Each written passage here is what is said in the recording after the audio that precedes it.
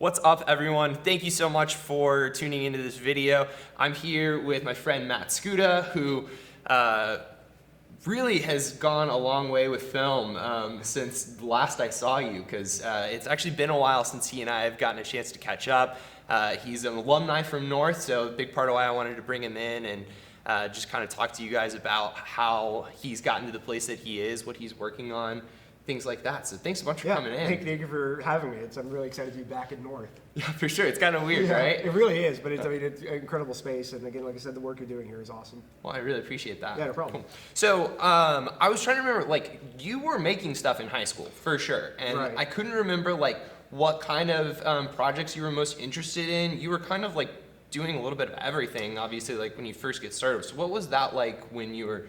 first getting going? I was always kind of interested in writing and storytelling, and I was doing that from a very young age. Like I had written picture books in elementary school that I was very passionate about. Eventually, one of those that I kind of wrote as a first grader, I wrote again as an adult and published. So that was kind of fun to kind of have that bookend.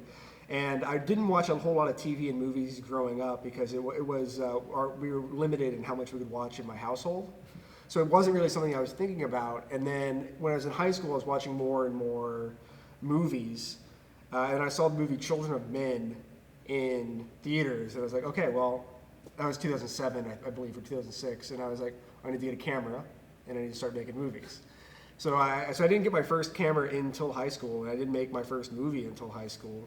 But yeah, I was just kind of making, basically, I really wanted to make short films like that did tell a complete story, so I was kind of doing that from the very beginning. The first thing I made with my good friend is Jacob Chancellor and Taylor McCormick was a film called like Property Rights, which was just like a guy stole someone's wallet, like a chase scene ensued, and then it kind of ended in kind of an absurdist way.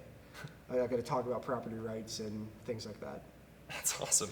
Well, I mean, it's super cool that you didn't have like this kind of stuff, when you're here, like we talked about, but like, you were really like making your own way and figuring it out. Like, was that like, were you learning these things some way, or did you just like watch stuff and like get a camera and say like, I'm gonna go make things? No, I was very lucky. Like when I was here at North, I was in drama all 4 years, and the teacher, Miss Thomas, kind of gave me a lot of freedom to kind of do whatever I wanted within that class as long as it was productive. So I go, I'm going to be making films. So I'm going to take kind of this hour of time, this hour of class to really be working on that. So luckily I did have a lot of school time dedicated to learning and trying things out. But yeah, like the way I learned was I would watch something or go like, I want to make a movie about this, a sequence like this, there's a chase scene in it. So I'd watch chase scenes from different movies, look at the techniques they use in terms of like how they cut, the angles they use, how they edit things, like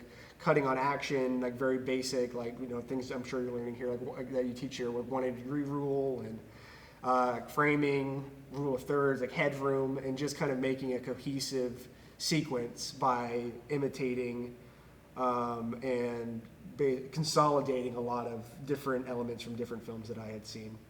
That's awesome. That's it kind of reminds, I've heard the term Hollywood hacking, of like just like watching other things and just being as close as you can to it in some circumstances, which like can like almost feel like, okay, well, is this, the art if I'm just like doing like literally like a shot for shot of somebody else's thing. But like I think that's like the best way that you can possibly like start to learn, because it's kind of like, in all kinds of disciplines they talk about how you have to learn the rules before you can start to break them. Yeah, no, so the great thing about, like, again, like you said, learning the rules before you break them is super important, because people can look at a Picasso painting and go, well, anyone could do that. Well, it's like, well, Picasso painted like incredible realistic art. He could, it just wasn't his style. He knew exactly how to do it, and everything that he did that was a little bit different, he was doing for a reason and for a specific reason that was in relation to the rule. So if you don't know the rule, you can't break them in an interesting way. You can just make something bad.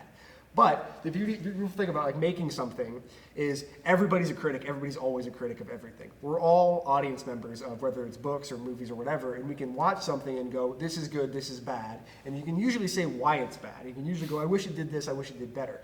And if you're self-aware enough, you can do that with your own work. You can make something, go, well, it's not great, it's not perfect. I should have filmed this like that.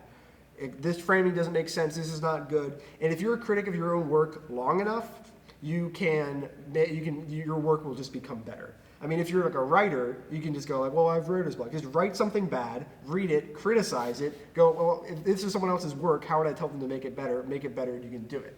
But there's kind of, I think everybody has like a certain level of arrogance with, detachment with the work they make, that it works. Like you have these thoughts, and they're always great thoughts, you have great ideas, and you're putting them into your work. But the problem is, you know exactly what you're thinking. So when you watch that thing, you go, yeah, I'm thinking that and I'm conveying that. When someone else watches that, those things might not be conveyed. So it's really about being able to kind of detach yourself from the work you're doing and then criticize it like an audience member. And if you can do that step over and over and over again, you can make something good. That's kind of the way I always did it. Is don't be too self-loathing, but that self-criticism does get you really far. Yeah, definitely. I love that.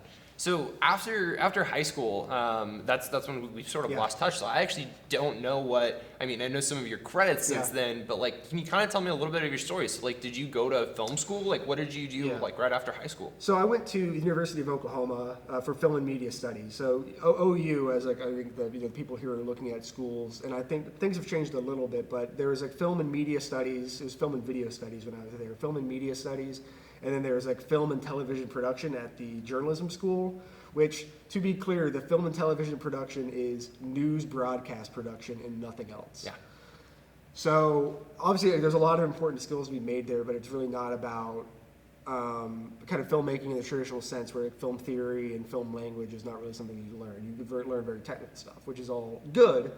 But I wasn't part of that I was part of the film and media studies, which is way more about film theory, which is great for me because I up to that point I had done a lot of learning by doing, so I was able to. For me, college was an opportunity to get exposed to a lot of films that I wasn't necessarily familiar with, or filmmakers I wasn't familiar with, like films from around the world that I wouldn't necessarily be familiar with, and learn these different techniques. I honestly, like, one of the most influential things to me was like early Russian film.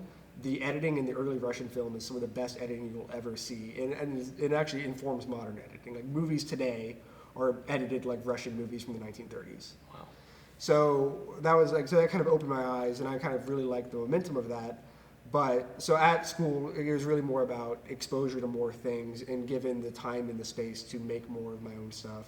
And something I really miss about college that I don't have now is being given an assignment, going like, you have to turn in a video that does this by Monday. It's like, cool, and that's my focus.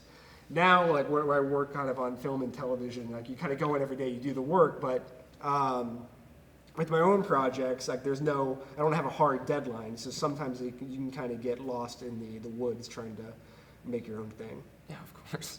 So with your experience in college, then, was it you talked about how it was a lot of theory and exposure to things. Like, how much of that was like hands-on stuff? Like, was that for class? Like, you were doing much hands-on, or like you're learning that on your own, like still by making your own short films? So the hands-on stuff, the actual making the films, was all pretty much on my own time, with the exception of 2 classes in the 4 years I was there. Wow. Was editing was hands-on, where we shot stuff and edited stuff for class.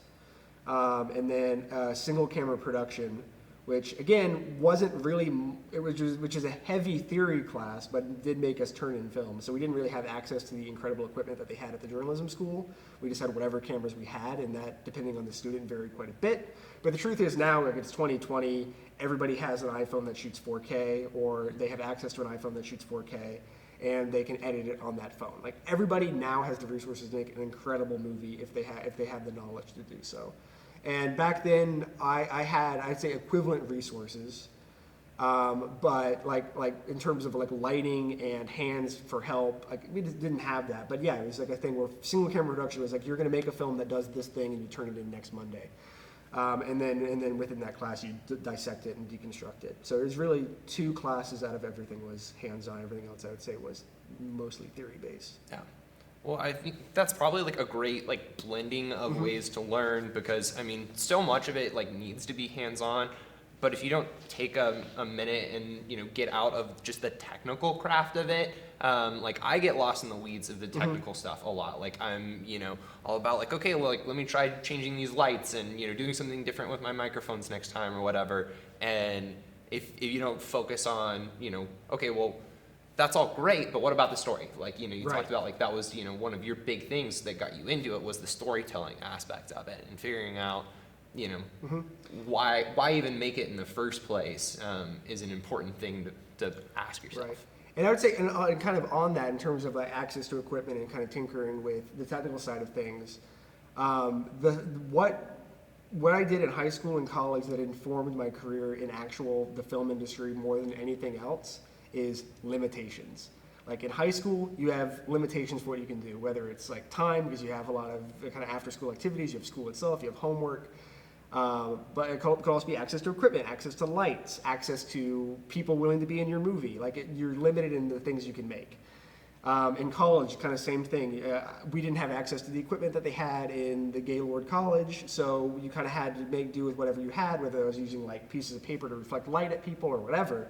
And again, time. So you work within all these restrictions that you have, and you have to make something, and there is a due date. Just like with everything I've ever worked on for anybody else, whether it's like the Mandalorian, Jumanji, whatever, it's like the movie has a release date. It's going to come out. Not everything's going to be perfect. You're not going to be able to do everything right in time, but you get as much right as you can within the limitations that you have, and that's what filmmaking is. Filmmaking is all about limitations, and working within those parameters. I love that because it's a big thing. You know, when we're working in school, Yeah. you know, we're on a short time frame for a lot of things, and things could always be better. And so one of the things I try and talk about is, you know, give me this version. You know, what is the 1 week version of this instead of the, you know, what is the unlimited time and resources kind of version of things. Right. It's also one of those things. It's like, well, we have two options. We can either have nothing or whatever we get. And it's like sometimes you have to do whatever we get. And you know, on like a bigger show, like, you know, we sometimes have the opportunity to go, well, we're here on the day to do it, so we're going to do it. And if things don't work, sometimes you go back and reshoot them. Like in one of the most recent things I worked on, there was like a huge sequence, like an entire day's work was thrown out because kind of effectively the lighting of that scene, it was filmed on a stage, and everything else within that sequence, that episode, was filmed outside. And there was this kind of expectation that those things would match well and play well on screen, and then they ended up not. And sometimes when things don't work well, you can go, does it matter enough to the audience? And I think the judgment call was made in this case that, yeah, it probably would, and this is something we should probably spend the extra $1 million and redo it. Yeah. So. Wow. So with that, was that something that they basically like caught that the lighting didn't play well when they were looking at dailies? Had they like struck that whole set and like had to redo it? Like what was that? Yeah, so it was one of the first things we filmed for that episode. Like I'm gonna have to be super vague about of this, course, unfortunately, but it was one of those things where we filmed it inside on the special stage that we use for that Disney uses called Stagecraft. It's like these, instead of like a green screen, it's these big LED walls. And a limitation of those LED walls is daylight. You can't make those screens as bright as the sun is. And then we shot other sequences taking place in a similar location outside on a real set. And then we shot other scenes kind of against blue screen outside. And it all looked different. And it was just one of those things where that just happened to be the first thing we filmed. They took a chance trying to push the technology that we had. It didn't work. And it ended up being so the first thing we shot for that episode was also the last thing we shot for that episode.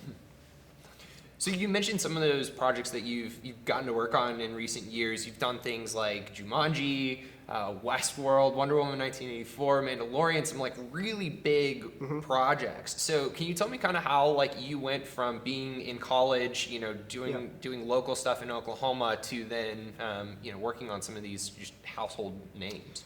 Sure. So immediately after graduation, I think 3 days later, so like the Monday after the Friday that I graduated, I drove out to California and moved out there. I had an internship lined up at Rose Rock Films on the Warner Brothers lot.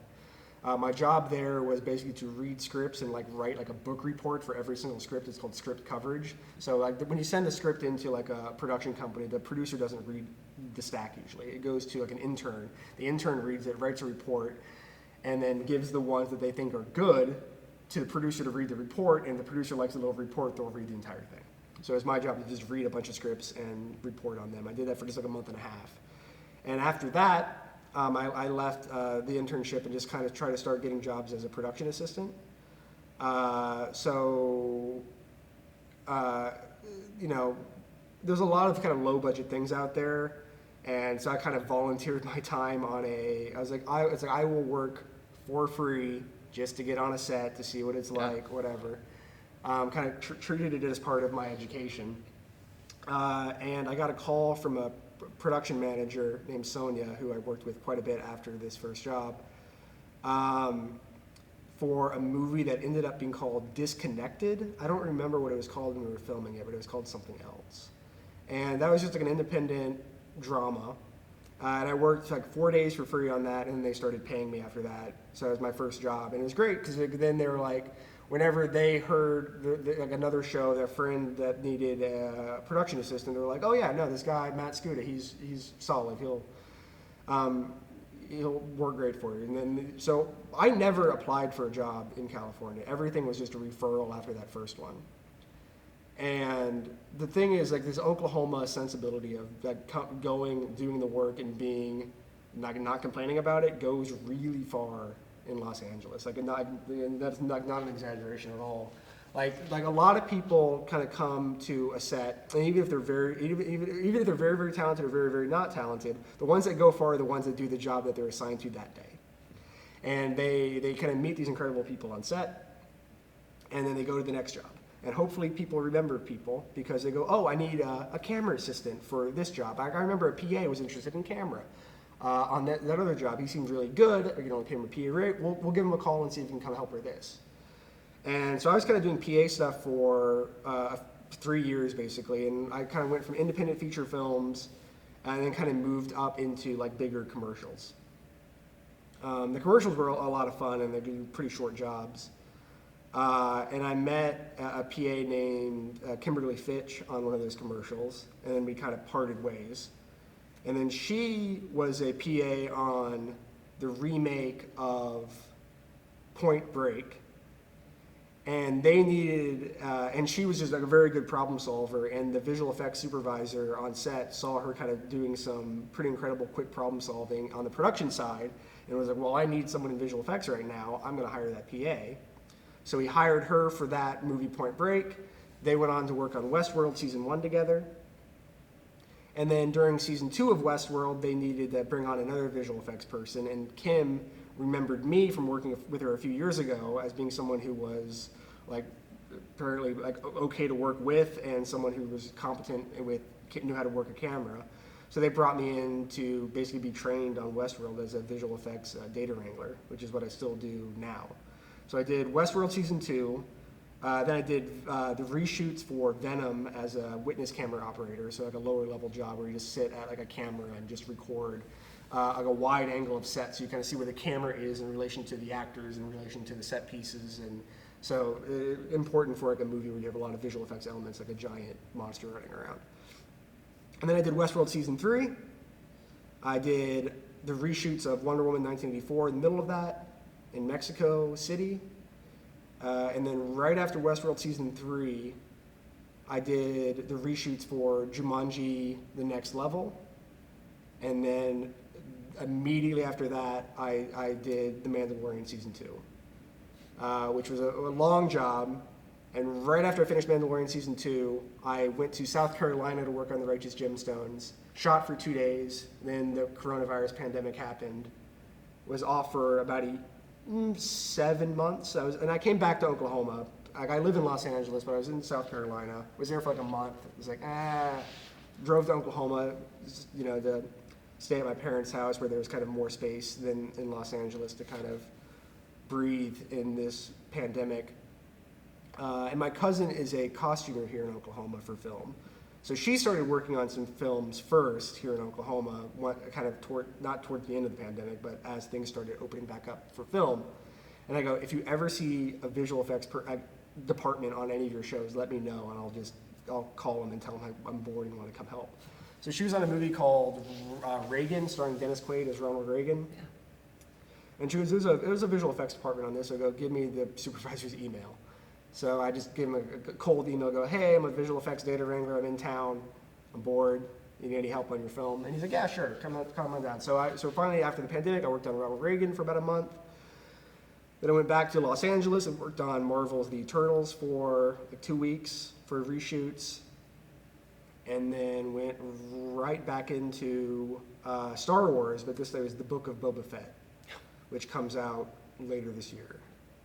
A lot of people super excited for that one. So then that was over. What did I do after that? Then I started, I was trying to finish up. I came actually to Oklahoma for Dead Center Film Festival because I had a script there. And then I went to Philadelphia to work on Shazam 2, like a visual effects unit, because it's shooting in Atlanta, but it takes place in Philadelphia. So to make it look like it's in Philadelphia, visual effects went to Philadelphia and shot all of Philadelphia, basically. And that'll be cool. That doesn't come out for like 2 years. And then I'm back in Oklahoma now, and then I'm about to go back to California and do Mandalorian season 3.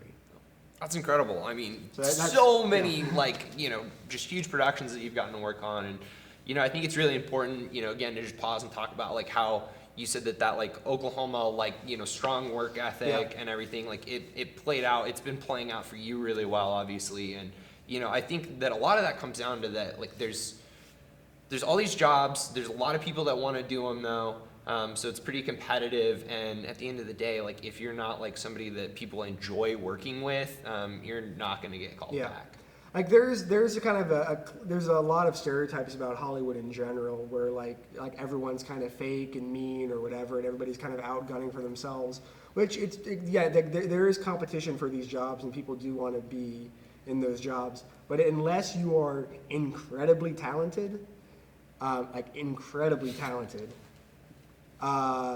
being a jerk in Hollywood doesn't get you as far as you'd think. It really does not. Like the majority of the people I work with are like unbelievably lovely people, and that was such a relief going there and learning that.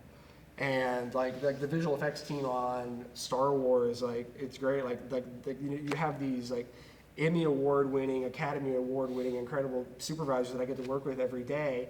And like they've done incredible things, and they think they've earned this right to be incredibly arrogant and mean, and they're not. They're just super nice, down to earth people, and they're, like I said, they're there to do a job. I have respect for them as people and as professionals, and they have respect for me as someone who works for them.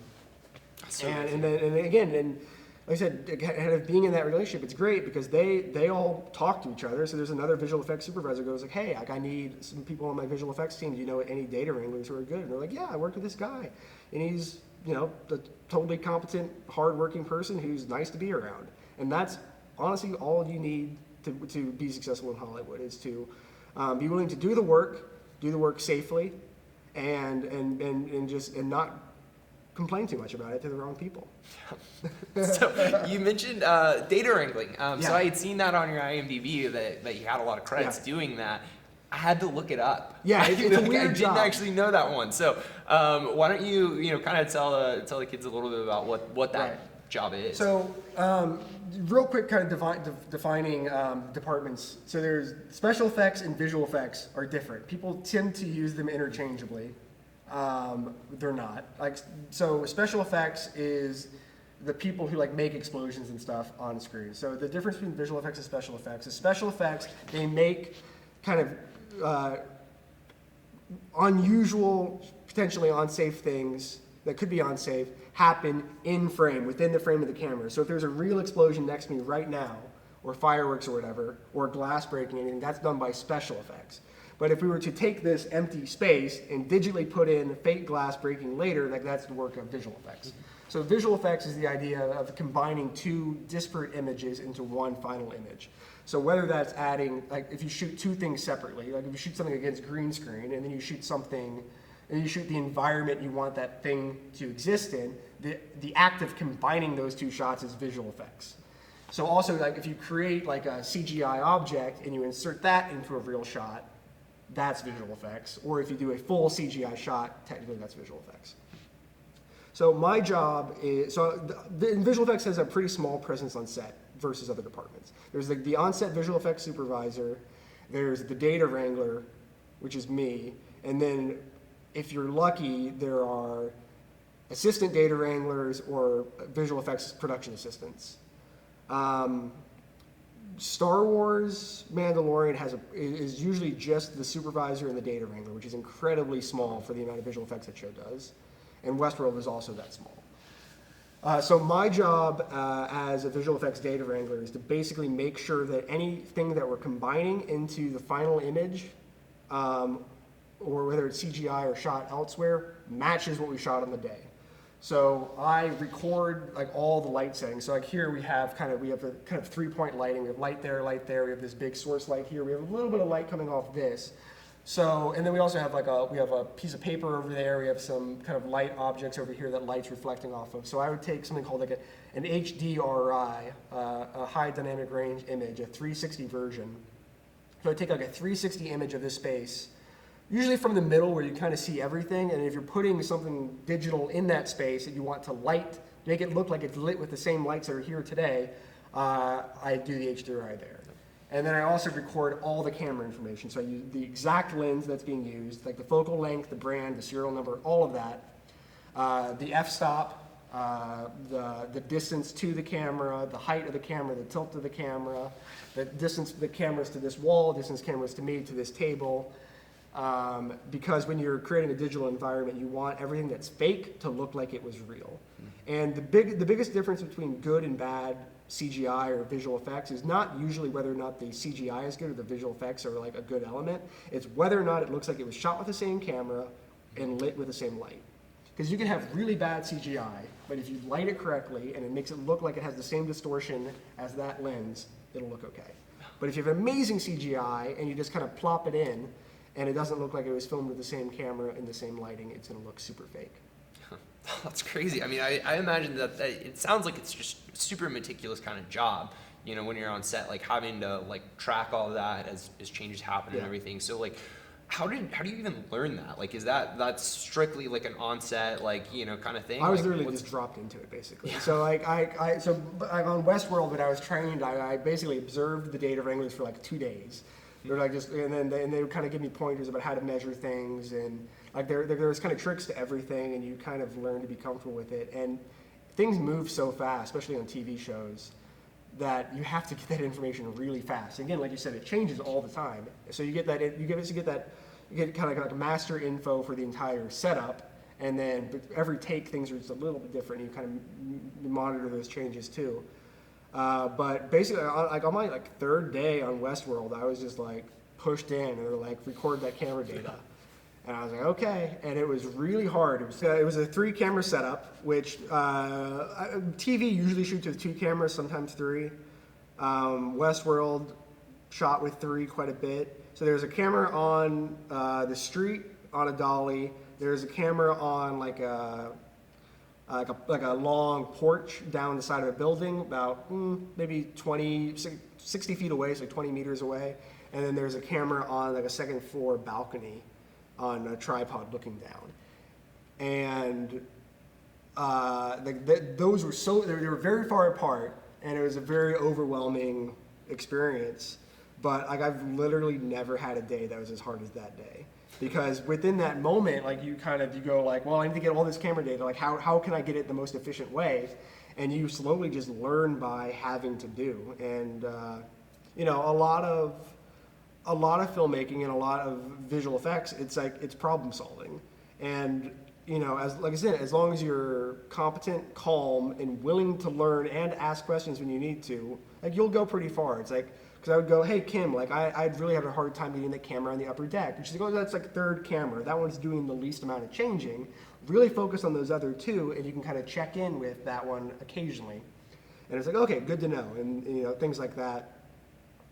And you know, becoming friendly with the camera departments is also very important because they'll have, if you miss something or something changes, you don't know when it changed, like they can always tell you. But also, like I've definitely been in a position where like I'll have information that they'll need, and it's great to be able to provide it and kind of be kind of part of that system. Because like sometimes like different departments go like, well, like, camera's wasting time, or art department's wasting time, or visual effects gets blamed a lot. Visual effects is wasting time, and that's usually coming from the directing department, the assistant directing department. But it's really important to respect the other department and respect what they do, even if you don't understand what they're doing. Like understand that the time they're taking to do it is probably very important. And from that, respect between departments, you get a lot of mileage out of it. Like, and sometimes it's like something that could be a visual effects. Like, well, we could save $10,000 if we just did this. If we took 2 minutes to do this. It's like, hey, costume department, like, do you have like tape that we can tape that wire under farther? I'm like, oh yeah, sorry, we missed that. And it's like, oh, cool. If I didn't say anything, like $10,000 gets spent down the line. And then there are questions about it. And then someone goes like, why are we spending $10,000 to remove a wire visual effects? And it's like, well, costume didn't, and the costume and sound didn't hide it very well. And it's like, well, and then they're like, well, sorry. But it's like, but by looking out and just saying something, like you can solve that problem. And, you look out for other departments and you expect that they're looking out for you, and you have this understanding that everybody's trying to make the best thing possible. And also be safe, because like, and that's such a weird thing to say, but like, you work these 12-hour days, and like you're always behind schedule, it seems like. And on big budget shows, like, there's usually a lot of emphasis on safety. But when you're starting out and you're on these independent shows, you'll sometimes be asked to do something that you feel is unsafe, that you maybe use equipment that you're not comfortable using, to walk in a place that you don't think is safe, to like stop traffic or something. And if you ever feel that you need to do something unsafe to advance in your profession, don't, because you really don't. There are times where I used to just I was asked to drive a truck that I wasn't comfortable driving. I go, I'm not comfortable driving this truck. I'm not going to do it. And they can't make you. Like they might fire you, but like and maybe they don't refer you for that next job, but that's okay, because they're going to refer you to someone who's probably also going to take advantage of you. I worked one really unsafe job.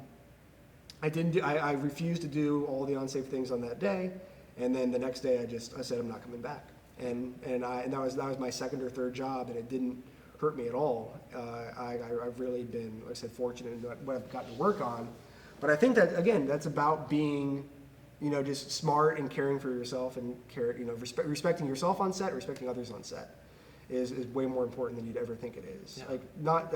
It's not like sacrificing, your sanity or safety or body for a film. It might seem right in the moment, and it might seem like it would propel you far, but it's only going to propel you so far, and it's only going to do it so many times. Like it's kind of like the 2 steps forward, 1 step back, or just 3 steps forward, and then you've broken your ankle. So it's really, sometimes I was really frustrated as a PA for 3 years, which is not a very long time to be a PA, and kind of finally moving up to visual effects. It was a great moment, but like I said, it's like I've seen a lot of people do stupid things, and you hear a lot of stories about other sets just doing stupid things to please people, to make like a TV show. Like, and whether it's a good or a bad TV show, it's a TV show. Like, it doesn't matter. I like what you said about like how, if you bend over backwards in some of these situations, like that referral that you're hoping to get might just go to another project that you wouldn't even want to be on. It's not like good growth for you. It's not, keeping you in those safe positions. So, being able to pass and stuff, like that's awesome. What was that like too? Like, were you in like, I know you talked about like doing the internship right away and getting on some sets. Were you needing to work other jobs in LA too, or have you been like pretty self-sustained through this? So I was fairly lucky in terms of the support I had going out there and the savings I had built up. So I worked retail like all through high school and college, and I did video jobs in college.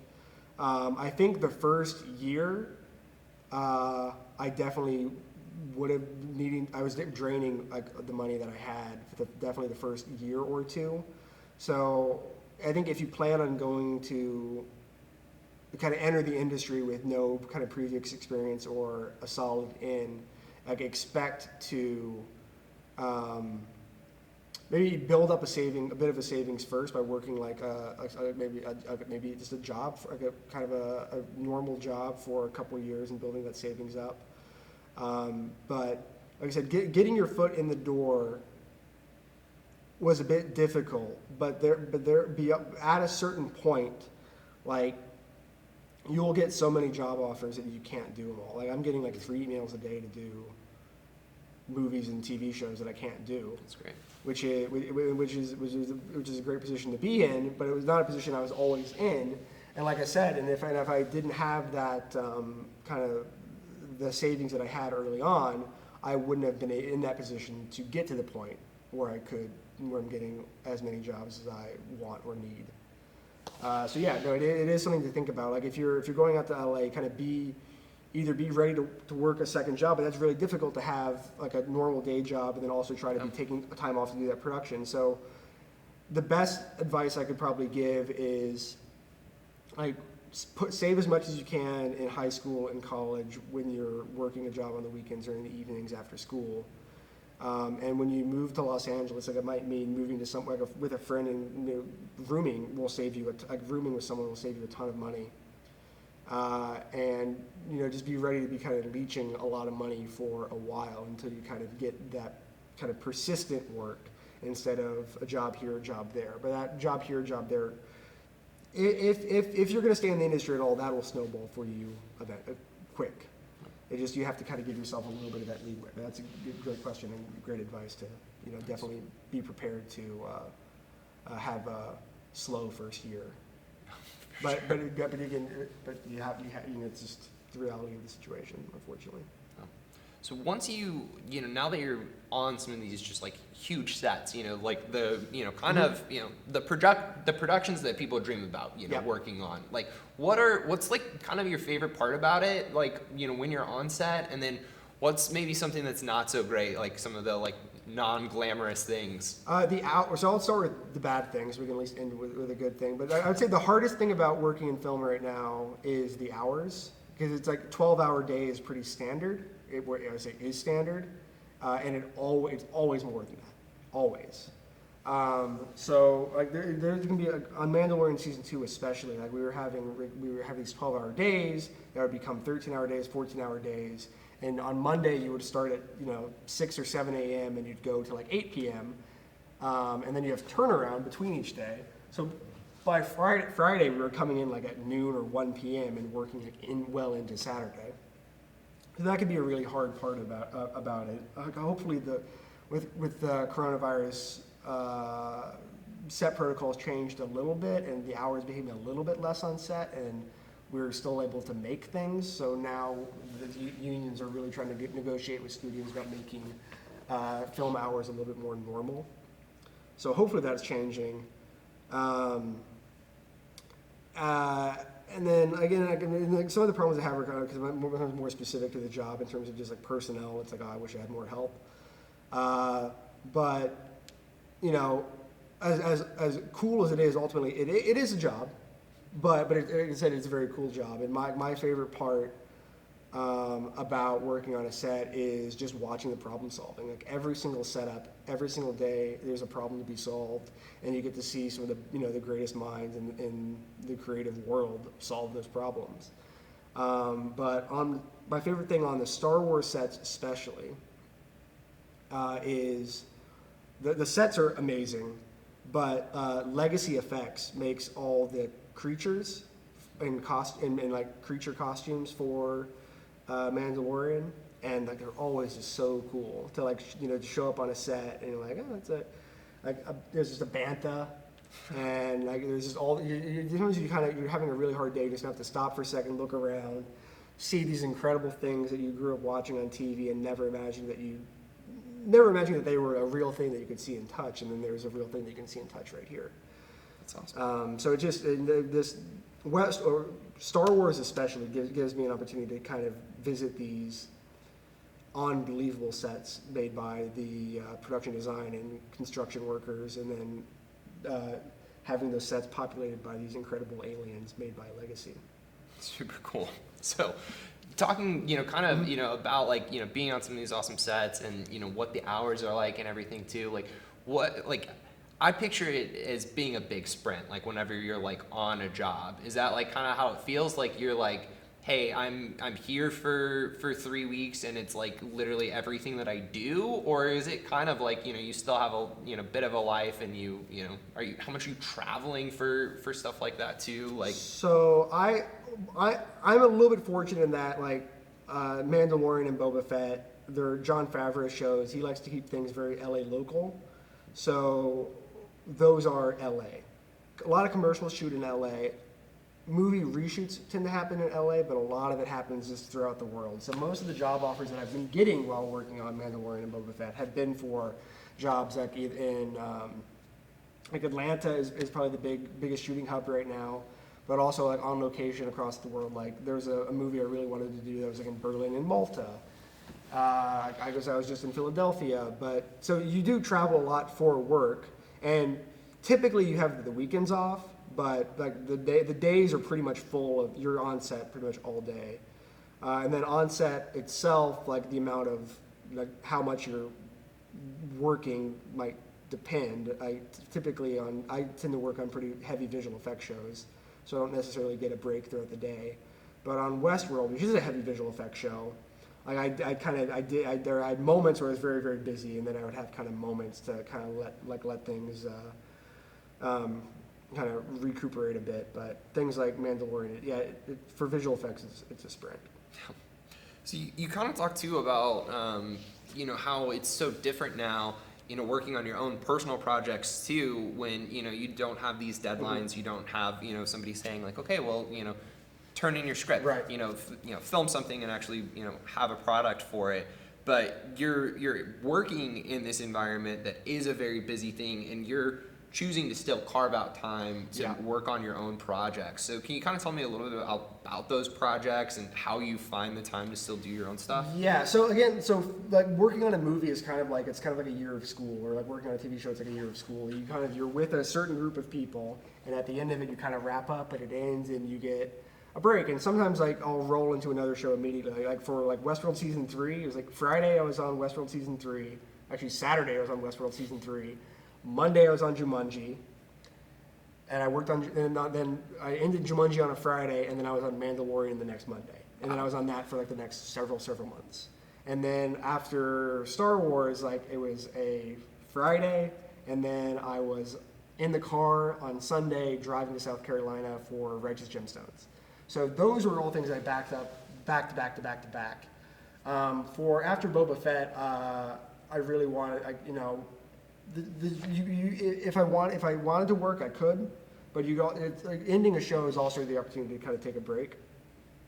So I kind of took it to take a break from the show to work on personal projects. So I had, during the pandemic, I did a big research project on the Oklahoma City bombing, and wrote a screenplay about the Oklahoma City bombing that I submitted to Dead Center at some point after that. It's like I submitted the first draft. And then once Boba Fett was over, I came to Oklahoma for the Dead Center Film Festival, and that script won. Congratulations, by the way, which you. that's a huge accomplishment. And you sent it to me, so I had a chance to read it. It's really incredible. And it's probably a little bit different for people that are in high school right now that they weren't even alive when it happened. Right. But for us, like that was like a really huge moment. It's still a thing that people point to with Oklahoma City of like how much it impacted our culture. Yeah. Of like people say that there are obviously it was a huge travesty that happened, but it made our community a little more tight knit than I think a lot of places, especially anybody that was around at that time. So, super heavy stuff, but like, I think you did an incredible job of, kind of capturing, sort of the horror of it. Yeah. As well as like that endearing spirit of like, Oklahomans, like when it happened, like people dropped what they were doing and showed up in a really big way to Yeah, and that's kind of what I wanted to capture. I mean, obviously, the Oklahoma City bombing and everything surrounding that is such a sprawling story. It's political, and it's kind of a horrible terrorist attack. And there have been other projects, mostly documentaries, that have really tried to talk about the context of the Oklahoma City bombing in terms of like white supremacy, the militia movement, all around the country. And I've always been really interested in the rescuers and victims of it, because movies, a lot of times, whether they're about war or disasters or whatever, they tend to kind of romanticize the rescue effort, and they kind of take the people who were heroes, like no question about it, and kind of say that, and kind of depict them in a way that they're like top tier humans, or like kind of greater than the average person. And the truth is, they're not. Like, they are, and that's not a criticism. They are ordinary people. They're just they were just in the right place at the right time, and because humans are naturally empathetic, they did the right thing in that moment. Like, the people who were rescuers on the day might not have been perfect people. Like maybe they got a lot of traffic tickets or whatever, or they had a bad relationship with their parents or whatever. But on that day, they were heroes, and it was traumatic, and it's affected them in the years and decades after that. So I kind of wanted to show that event in a horrific way, show the trauma of that day, because I think the trauma of an event like that, whether it's the Oklahoma City bombing, whether it's 9/11, whether it's May 3rd tornado, or any other tornado disaster, or the tsunami, we sometimes get removed from the event itself and the trauma of the event itself. We talk about the people who are involved, and there's nothing wrong with that, but I think the people involved in the relationship to the event is something that is sometimes forgotten. And I think that's true in the way that a lot of the rescuers who worked on 9/11 have had a lot of mental health and physical health problems in the years after that. And they've kind of been largely ignored by the government, who, you could argue should be helping them, and also just people have other concerns. It's just kind of out of sight, out of mind.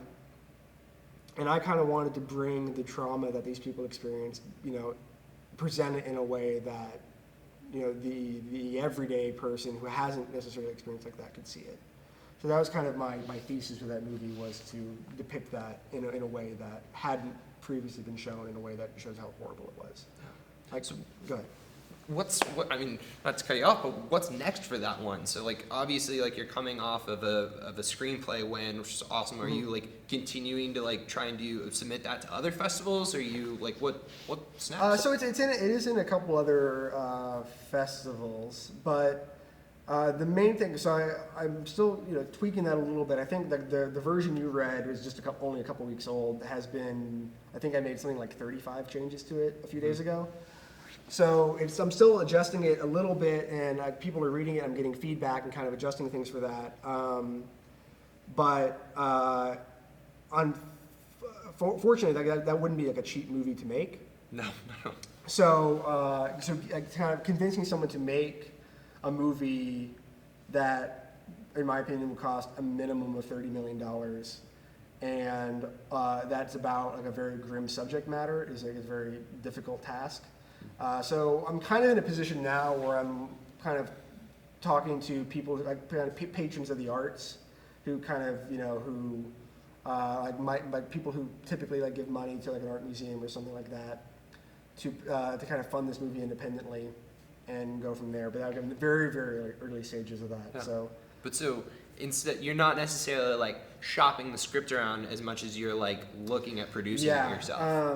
Obviously a festival kind of is the opportunity to kind of get publicity for a script, and you get eyes on it. Like I have people like here in Oklahoma, like Prairie Surf Media is this new kind of big company in Oklahoma that turned the Cox Convention Center into a studio. Like I met with the guys a few weeks ago, and they're very enthusiastic about the script, but they're not in the business of funding scripts. Yeah. Like they're interested in, because it's an Oklahoma-based story, and if I ended up with $30 million to make this movie, they know that some of that money is going to them. Right. So you kind of get this thing in Hollywood or in the industry in general, where you get people that are very enthusiastic about things being made, or the work you're doing, but like saying good job, I would like to see it made costs nothing. But committing to something costs money, and finding that commitment can sometimes be very difficult because you have people taking a risk for it.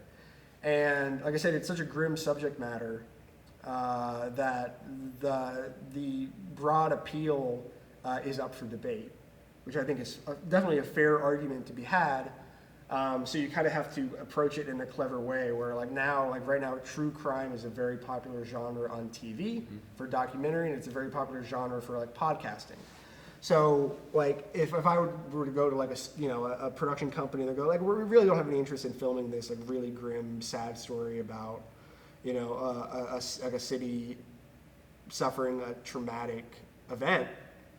It's like, and because we don't think people go to the movies to have a horrible time or to see bad things. And you go, well, you might not think that, but like true crime podcasts are like a very popular thing. People are very interested in like the dynamics and the way crime affects people. This is a movie that is about how a crime affected people. This is a true crime movie. It is one of the biggest genres right now. Not funding it would be a mistake. Yeah. And you kind of have to kind of play with people's expectations and kind of frame things in a way that, sell things in a way that gets people on board to the point where you can make what you want. It's a very kind of difficult game to play, and I think I'm in a difficult position where it's also an expensive movie. Yeah. Like I think if I needed $1 million, I think I could get it, no problem. But the fact that I think I need 30, it's a little bit of work. It's a big hill to climb. Yeah. Juxtaposition of this really big thing to the other thing you sent me that I had a chance to read, Fair Cloud Memorial, much different style of production, something that you do kind of see like almost like at that indie like first directorial production, limited set, all that kind of stuff. It takes place almost entirely in a high school. Yeah.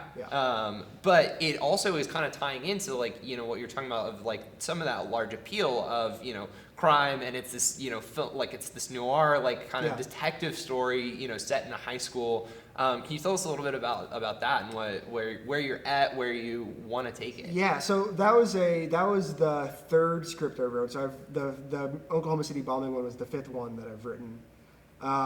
So that was one where I really wanted to write something that was filmable, so using locations that were super realistic and relatively cheap. And I had just obviously true crime was a big thing at the time. I'm a big fan of like noir films from like the 1930s and 40s and neo-noir like Chinatown and things like that. So I really wanted to kind of do and I also was a big fan of the TV show Veronica Mars, which is like a detective in a high school situation. And then there's a movie called Brick, which is also a detective in a high school, but that deals with actual noir elements. So like a noir movie, it's a crime movie, usually deals with kind of like drugs and murder and like kind of these high level like actual felony crimes. And I wanted to tell like a high school noir story, but like with high school stakes. Yeah. So no one is killed. It is just high school drama kind of framed through a detective story. That's awesome. So what's the plan with that? Like, are you actually like kind of moving into production? You mentioned the style of it too was going to be like a somewhat like hybrid animation. So kind of thing?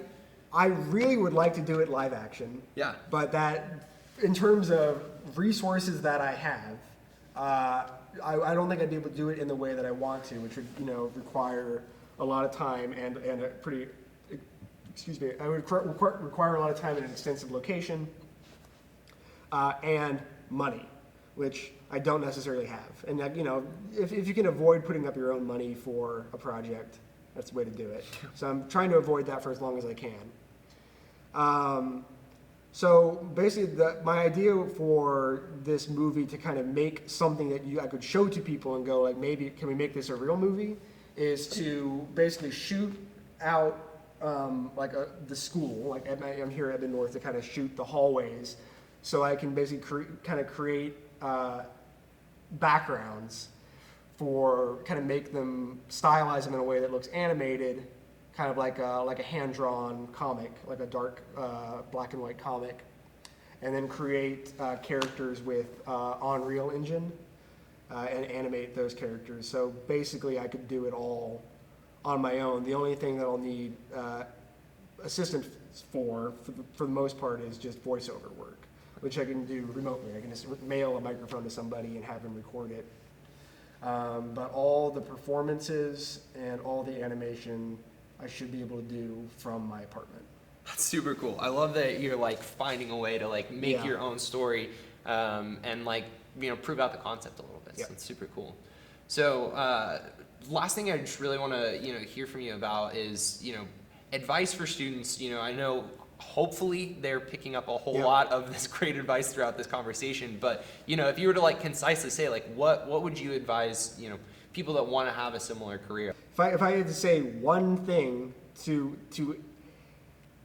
you know, prepare yourself to enter the industry and be successful in that industry, is make things now. Because you might not think you have all the resources you need, but you have more time than you'll have later, and you have honestly more resources. Because something that I had in high school that I've never had since is friends with time and willingness to be in projects of mine. Now they don't have any time because they all have real jobs. So take advantage of that while you can. That's awesome. Well, Matt, thank you so much for taking the time to just have this conversation today. It was great getting to catch up with you and, you know, kind of talking about how, you know, you just got to get out there and make things. That's a big thing of how, like, I like to close out these videos a lot of times, of just saying it doesn't matter if it's perfect. It only matters that you start. And getting going, like, you're not going to judge this work as, like, the greatest thing that you're ever going to make, but you know, continuing to push, and hopefully, you know, each of those next projects be the best thing. Yeah, absolutely. Awesome. Thank you. Thank you.